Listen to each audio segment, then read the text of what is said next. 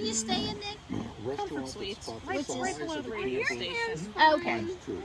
That's a nice one. It's like a double nice. We've stayed there a bunch of times. Yeah. My face feels like Yeah, 84 Lumber used to be there and they closed it. You can feel And the I heat don't on know this what's thing. going on with the radio station anymore. You good, Dad? Yeah.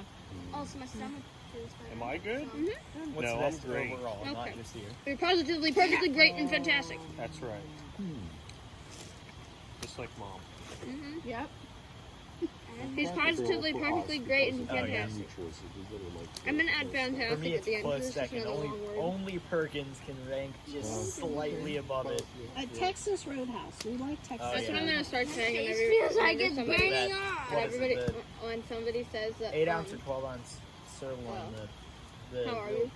small one's pretty good. Fantastic. The 6 Absolutely, ounce. positively, that one. perfectly great and fantastic. Usually what Pap and I do is we You get just the shove big two, words into their mouth. you know, you get two meats, two choices. So he gets the sirloin, I get the chicken tenders, and then we like share the whole meal.